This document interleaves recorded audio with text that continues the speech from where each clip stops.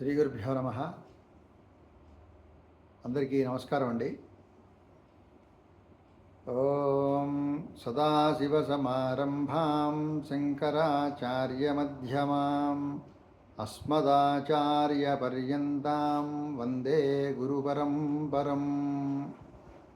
మనకి సదాశివ సమారంభాం ఈ యొక్క గురు పరంపరలో ప్రథమంగా సదాశివుడి దగ్గర నుంచి మొదలుపెట్టారండి.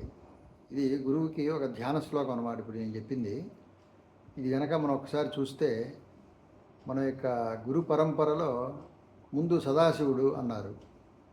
మనం పురాణాల్లో మనకి ఎన్నో వేదాంత విషయాలు, బ్రహ్మజ్ఞానం గురించి, సృష్టి రహస్యాల గురించి ఇవన్నీ కూడా పరమశివుడు పార్వతీదేవికి ఉపదేశించినట్టుగా మనకి పురాణాల్లో చెప్పబడ్డాయి అన్నమాట. అంటే ఈ ఉపదేశం అనేది అక్కడి నుంచి ఆది దంపతులు అంటారు కదా, వాళ్ళ దగ్గర నుంచి మొదలైంది. అందుకనే సదాశివుడితో ఈ యొక్క గురు ప్రార్థన మొదలు పెడుతున్నాను అని చెప్పేసి మనకి చెబుతారనమాట.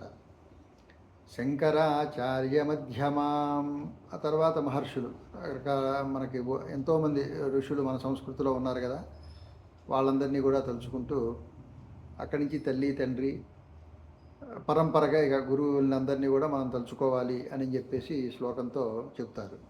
అయితే ఈ గురువు యొక్క ప్రాముఖ్యత ఏమిటి, గురువుకి ఎందుకు అంత విలువని మన యొక్క సంస్కృతిలో ఇచ్చారు అంటే, ఆచార్య దేవో భవ అని చెప్పారు ఉపనిషత్తుల్లో.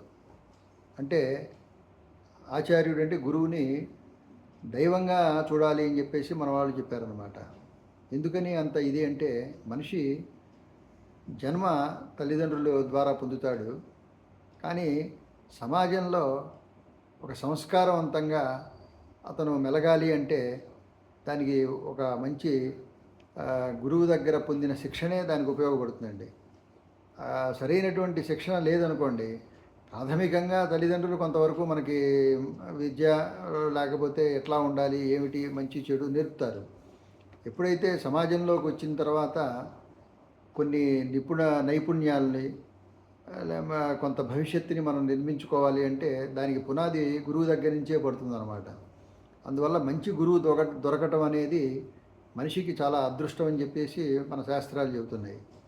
శంకరాచార్యులు కూడా శబ్దజాలం మహారణ్యం చిత్తభ్రమణ కారణం, అందువల్ల నువ్వు ఒక గురువుని చూసుకుంటే కానీ నీకు సరైనటువంటి జ్ఞానం దొరకదు అని చెప్తాడు. ఎందుకంటే నువ్వు శాస్త్రాలు పుస్తకాలు రకరకాలుగా చదువుతూ ఉంటావు, ఆ చదివినటువంటి వాటి వల్ల నీకు ఎక్కడో అక్కడ అది ఏమిటి, ఇట్లా ఎందుకుంది అని చెప్పేటువంటి సందేహాలు వస్తాయి. అది ఆ చిత్తభ్రమణ అంటారు దాన్ని. ఆ యొక్క అంత ఇదిగా ఉన్నప్పుడు, ఆ సందిగ్ధంలో ఉన్నప్పుడు దాన్ని మనకి సావకాశంగా ఆ ధర్మాల్ని, ఆ సూక్ష్మాల్ని చెప్పేటువంటి వాడు గురువు మాత్రమే. అందువల్ల ఎంతటి వాడైనా సరే ఒక గురువుని ఆశ్రయించి ఆయన దగ్గర నుంచి ఈ యొక్క సరైనటువంటి నాలెడ్జ్ని సంపాదించుకోవాలి అని చెప్పేసి మనకు ఆ పరంపర ఆ విధంగా కొనసాగిందండి. ఇంకో విశేషం ఏంటంటే, మనకి వాటి వరకు కూడా ఈ వేదాలు, మన పురాణాలు, మన శాస్త్రాలు ఇంకా సజీవంగా ఉన్నాయి అంటే మన యొక్క భారత సంస్కృతిలో ఆ గురు పరంపర అనేది చాలా ముఖ్యమైందండి. పూర్వం విద్యార్థి గురుకులంలోకి వెళ్ళి ఆ గురుని సేవిస్తూ ఆయన దగ్గర నుంచి అన్ని విద్యలు కూడా నేర్చుకుంటాడు. ఆ పరంపర దానివల్ల అట్లా జరిగింది కాబట్టి మనకి ఇవాళకి కూడా అవి బతుకున్నాయని చెప్పేసి మన వాళ్ళు చెబుతారన్నమాట. అందువల్ల మన యొక్క సంస్కృతిలో గురు పరంపర అనేది చాలా ముఖ్యం. అటువంటి గురువుకి మనం ఏం చేయాలి, కృతజ్ఞతాభావంతో ఎట్లా వాళ్ళని మనం గుర్తుపెట్టుకోవాలి అనే దానికి మనకు ఒక సుభాషితం ఉందండి. అదేమిటంటే, గురు శుశ్రూషయా విద్య పుష్కలేన ధనేన చ అథవా విద్యయా విద్య చతుర్థి నోపపద్యతే అని చెప్పేసి ఈ గురువు యొక్క రుణం తీర్చుకోవడానికి మూడే మార్గాలు ఉన్నాయట. ఒకటి గురు శుశ్రూషయా విద్య, గురువుకి సేవ చేయటం. మనకి తెలుసు కదా, పూర్వకాలంలో గురుకులాల్లోకి వెళ్ళి విద్యార్థులందరూ కూడా ఆ గురు సేవ, ఆయన ఉన్నటువంటి ఆ గురుకులంలో ఆయనకి నిత్యకృత్యంగా అనేక రకాలైనటువంటి సేవలు చేస్తూ వాళ్ళ ఇంట్లోకి కావలసినవి కానివ్వండి, లేకపోతే తోటలు, లేకపోతే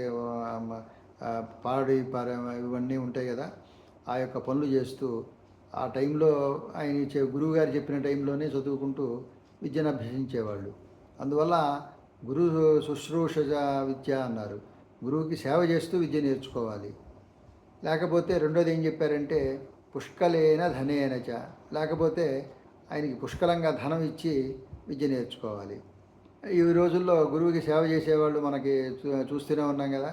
ఆ సేవ అనేది ఎవరు పెద్దగా దాన్ని చేయలేరు.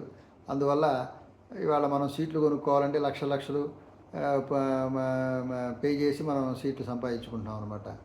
అందువల్ల దాంట్లో చెప్పింది ఏంటంటే పుష్కలేన ధనేన చ అథవా విద్యయా విద్య.